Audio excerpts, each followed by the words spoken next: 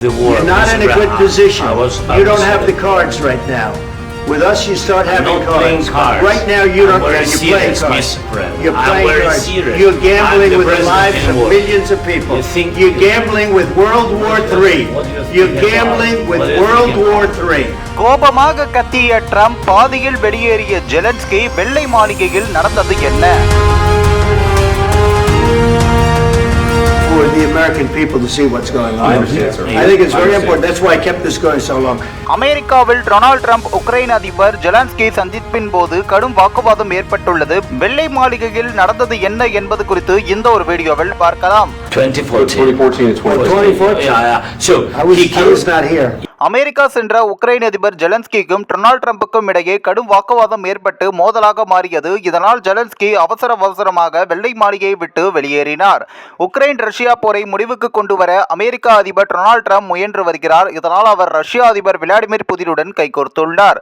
Ukraine Russia போரை நிறுத்துவது குறித்து அமெரிக்கா அதிகாரிகளும் ரஷ்ய அதிகாரிகளும் பேச்சுவார்த்தை நடத்தினார்கள். ஆனால் இந்த பேச்சுவார்த்தையை ஏற்றுக்கொள்ள உக்ரைன் அதிபர் விளாடிமிர் ஜெலன்ஸ்கி மறுத்துள்ளார். உக்ரைன் போருக்கு இனி செலவு செய்ய தயாராக இல்லை என்று அமெரிக்கா செலவழித்த பணத்தை உக்ரைன் தர வேண்டும் எனவும் ட்ரம்ப் ஆவேசமாக தெரிவித்தார். மேலும் கூறுகையில் உலகின் மொத்த அரிய வகை கனிமங்களில் 5% இருக்கும் நிலையில் பணத்துக்கு பதிலாக அந்த கனிம வளங்களை அமெரிக்காவுக்கு அளிக்க வேண்டும் எனவும் உக்ரைன் அதிபருக்கு ட்ரம்ப் நிபந்தனையும் விதித்தார். அதாவது கனிம வளங்கள் வர்த்தகத்தில் 50% லாபத்தை அளிக்க வேண்டும் என்று ட்ரம்ப் உக்ரைனுக்கு நிபந்தனையும் விதித்தார். முதலில் இதற்கு உக்ரைன் மறுப்பு தெரிவித்திருந்த நிலையில் அதன் பிறகு ட்ரம்பின் அழுத்தத்திற்கு ஜெலன்ஸ்கி பணிந்தார். இந்த கனிம வளங்களை அமெரிக்கா வெட்டி எடுப்பதற்கான ஒப்பந்தத்தில் கையெழுத்திடுவதற்காக உக்ரைன் அதிபர் ஜெலன்ஸ்கி நேற்று அமெரிக்கா சென்றார். வெள்ளை மாளிகையில் டொனால்ட் ட்ரம்ப் ஜெலன்ஸ்கி இருவரும் சந்தித்த நிலையில் இப்போது இந்த சந்திப்பு சண்டையில் போய் முடிந்து உலகளவில் அதிர்வலைகளை ஏற்படுத்தி இருக்கிறது. அதாவது ட்ரம்ப் ஜெலன்ஸ்கி அமெரிக்கா துணை அதிபர் ஜேடி வான்ஸ் இடையே நடந்த இந்த சந்திப்பு முதல் அரை மணி நேரம் அமைதியாகத்தான் நடந்தது. பின்பு உக்ரைன் ரஷ்யா போர் குறித்து பேச ஆரம்பித்தவுடன் வாக்குவாதம் தொடங்கியது. அதாவது இந்த போர் குறித்த முதலில் பேசிய வான்ஸ் போரில் அமைதிக்கான பாதை மற்றும் செழிப்புக்கான பாதை ஒருவேளை ராஜதந்திரத்தில் ஈடுபடுவதுதான். அதிபர் ட்ரம்ப் அதை தான் செய்கிறார் என்றார். அப்போது திடீரென குறுக்கிட்ட ஜெலன்ஸ்கி, ஜேடி நீங்கள் என்ன வகையான ராஜதந்திரத்தை பற்றி பேசுகிறீர்கள் என்று கேள்வியும் நீங்கள் என்ன சொல்கிறீர்கள் என்று போர் தொடங்குவதற்கு முன்பு ரஷ்யா உக்ரைனை ஆக்கிரமித்தது. அப்போது விளாடிமிர் புதினை யாரும் தடுக்கவில்லை என்றும் தெரிவித்தார். During a lot of years, I'm not speaking about just Biden, but those time was Obama, then President Obama, then President Trump, then President Biden, now President Trump, and God bless, now President Trump will stop him. But during 2014, nobody stopped him. He just occupied and took. He killed people. You know what the contact 2015.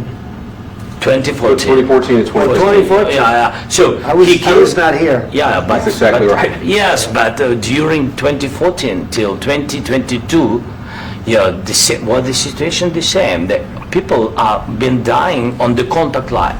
Nobody stopped him. JD நீங்கள் என்ன வகையான ராஜதந்திரத்தை பற்றி பேசுகிறீர்கள்? நீங்க என்ன சொல்கிறீர்கள்? போர் தொடங்குவதற்கு முன்பு ரஷ்யா உக்ரைனை ஆக்கிரமித்தது. அப்போது விளாடிமிர் புதின் யாரும் தடுக்கவில்லை என்றும் தெரிவித்தார். இதனால் டென்ஷனான ஜேடி வான்ஸ் அமெரிக்க நிர்வாகத்தை தாக்க வேண்டாம், எங்களுக்கு நீங்கள் ஏதும் சொல்ல வேண்டிய தேவையில்லை, உங்களின் செயல்பாடு உக்ரைனையே அழுத்திவிடும், இது மோசமான செயல்பாடு என்று ஆவேசமாக கூறினார். இதற்கு பதிலடியாக பேசிய ஜெலன்ஸ்கி, போரின் போது அனைவருக்கும் பிரச்சனைகள் உள்ளன, உங்களுக்கும் ரஷ்யாவிற்கும் இடையே கடல் இருக்கிறது என்பதால் உங்களுக்கு ஆபத்தில்லை என்று நினைக்கிறீர்கள். இப்போது நீங்கள் அதை உணரவில்லை, ஆனால் எதிர்காலத்தில் ரஷ்யாவால் ஆபத்தை நீங்கள் உணர்வீர்கள் என்றும் சொல்லியுள்ளார். During the war, everybody has problems, even you, but you have nice ocean and don't feel now, but you will feel it in the future. God bless. You don't know that. God bless. God bless. You will not have war. Don't tell us what we're going to feel. We're trying to solve a problem. Don't tell us what we're going to feel. I'm not telling you. Because you're in no position to dictate that. That's exactly what you're doing. You're in no position to dictate what we're going to feel.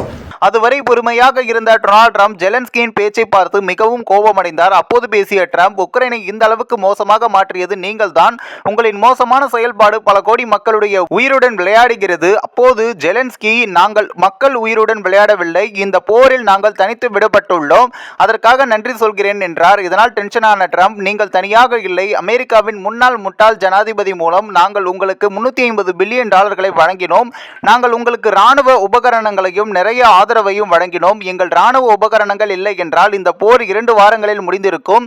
Russia உங்களை எளிதில் வீழ்த்தி இருக்கும் என்றும் தெரிவித்தார். You're gambling with World War III. And what you're doing is very disrespectful to the country, this country.